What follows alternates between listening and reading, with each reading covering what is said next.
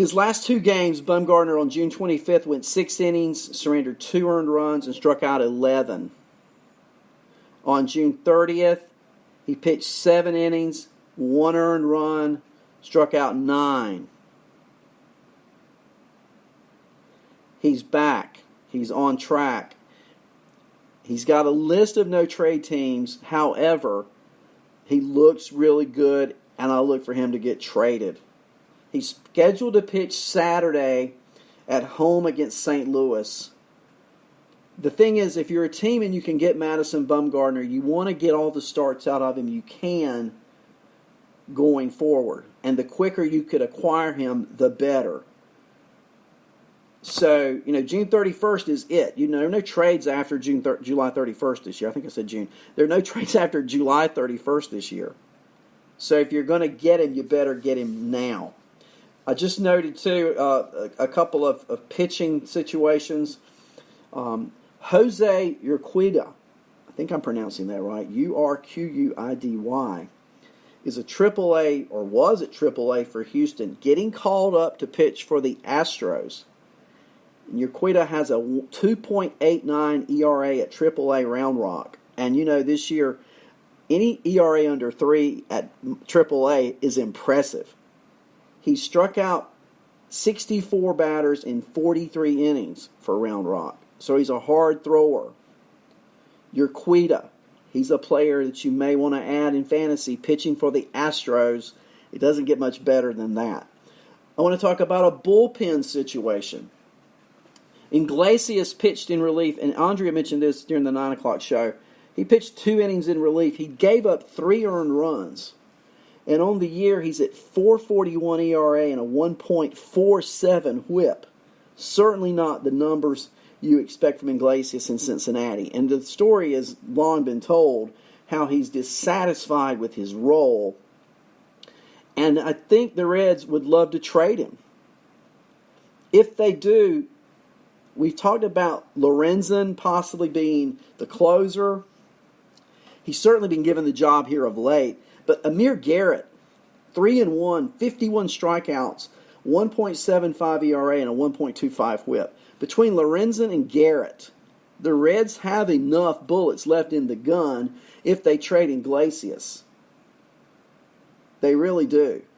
And I look for Iglesias to get traded at the deadline, and I look for Lorenzen and Garrett to share, at least to begin with, these closer duties. Lorenzen a righty, Garrett a lefty. It could be a situational thing in Cincinnati.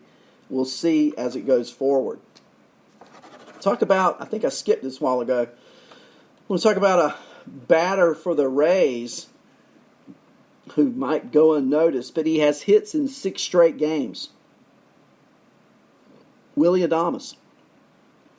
Willy Adames, the starting shortstop for the Rays, and as much as the Rays may rotate middle infielders, you might have days when you don't see Brandon Lau, you don't see Wendell in the lineup, you might not see Diaz, you might not see G-Man Choi, but it seems like you almost always see Willy Adames at shortstop. 6-game hitting streak going into Toronto today against a left-hander. He's raised his average to 253. I know that's not great, but it's higher than it has been.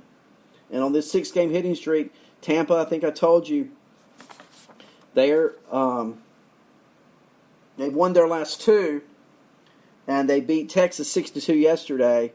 The Orioles, come on, not a lot of good pitching there, right? Not any good pitching there.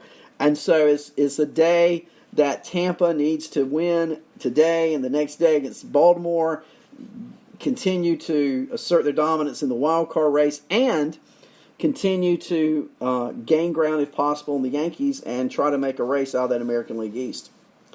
Just briefly, a couple more points I want to make today, and I want to thank you guys for being in the chat room. I've already called you out. Unholy Toledo says the Cubs are where they are without Kimbrel. He will make a huge difference. Totally agree. And he also says that puts Stroke back in the 8th and Chisek in the 7th where they belong. I'm with you, Unholy. I think that bullpen just got so much stronger, and it's, you get Kimbrel. He could be the equivalent to Hader in Milwaukee. And now your starters can just go out there and throw their 6 innings and Plus, you got some age on that staff in Chicago. You got, Lester and Hendricks, and so you want to save those arms as much as you can. And now with Kimbrel lengthening the bullpen, that's certainly what you have in Chicago. How about closers? And I'm not big on this guy. I just want to talk about it in a moment. In fact, I don't want him. But Ian Kennedy for Kansas City, another trade team. Why not?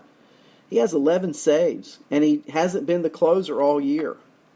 He seems to have found a niche, closing out games for the Royals. Now, I'm not big on him, but we talked about a Reds trade just a moment ago with Iglesias, and certainly Kansas City, they're going to probably look to deal Ian Kennedy as well.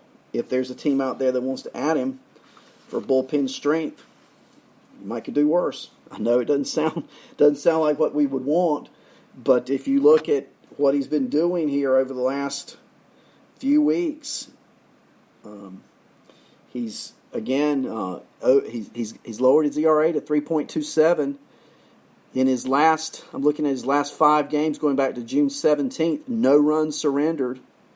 He's pitched against Toronto, Cleveland, Minnesota twice, and Seattle during that span. And again, 11 saves on the year. Lourdes Gurriel continues to rake. He's still hitting over the weekend. He's up to 308 on the season after a horrendous start. 14 homers now, 33 RBIs, and Julio Suarez for the Reds. Let's hear it for Suarez. He has just been not hitting the ball this year. And Andrea mentioned how he's killing her in fantasy. I watched him play this weekend because I traded for him. No, wait a minute. I picked him up off waivers. I didn't trade for him. And I watched him play Saturday and yesterday. And I watched him play Friday against the Cubs. And Friday he was snake bit. He was nailing the ball Friday. And he had nothing to show for it. And that's why looking at a box score doesn't always give you the full flavor of what a game is like. But he was just not lucky at all. He was very unlucky Friday. But he was hitting the ball on the nose. And then Saturday he goes 2 for 4. Yesterday he goes 2 for 4. 4 for 8 over the last 2 days with a home run. 17 home runs on the year. He's a buy low, and I'm buying. I'm buying me some Suarez in Cincinnati with that weather warming up. Oh, yeah. He's the man that I want on my team. 2 players today, and I'll get out of here for daily. I don't have a lot today. It's a short slate. In fact, I'll go through with you some of the games for today. I got a lineup out. Kansas City at Toronto. Sparkman for Kansas City. Richard for Toronto. Toronto's the favorite. The over and under is 10.5 for Kansas City. They'll lead it off this way. Whit Merrifield, Nicky Lopez, Alex Gordon, Hunter Dozier, Jorge Soler, Chesler Cuthbert, Humberto Ortega, Martin Maldonado, and Billy Hamilton. And for Toronto, the home team, Eric Sogard, Vladdy, Lourdes Gurriel, Kevin Biggio, Randall Grichuk, Rowdy Tellez, Teoscar Hernandez, Freddie Galvis, and Danny Jansen. That's the starting lineup today for Toronto. The other games, there are no lineups out. Chicago, Alzolay at Pittsburgh, Trevor Williams, Chicago the favorite, and it's the over and under of 9.5. Baltimore, Eshelman, a right-hander rookie, at Steineck, the opener for Tampa. Tampa the favorite, prohibitive favorite, and the over and under is 9. Milwaukee, Hauser, the right-hander against Tyler Mahle, the right-hander. Milwaukee the favorite, and the over and under is 10. Suarez for Anaheim, a lefty, against Mike Minor, another lefty. Texas the favorite, the over and under 10.5. And finally, San Francisco at San Diego, Samardzija at Logan Allen. San Diego the favorite, and the over and under is 8. 2 players to watch for hitting-wise in daily today. I told you in Chicago, or in Pittsburgh, it's Chicago at Pittsburgh. Kyle Schwarber, maybe cheap today in daily. 5 for 15 in his career off Trevor Williams with 2 home runs. And another game which is late tonight, Samardzija pitching at San Diego. Manny Machado, 5 for 11 off Jeff Samardzija in his career with 2 home runs. That's a .455 average. And Manny has been really hot of late. So I like those 2 guys both in daily fantasy today. Guys, thank you for being with me. I know it's a little after 11, but hey, a lot of information. between Andrea and me, I hope we've helped you out with some fantasy questions. I want to thank Chappie for calling in. I want to thank all you guys in the chat room. I'll be back with you tomorrow morning at 10 o'clock. You ready for that? Arnie's Fantasy World of Sports. Have a great day, everybody.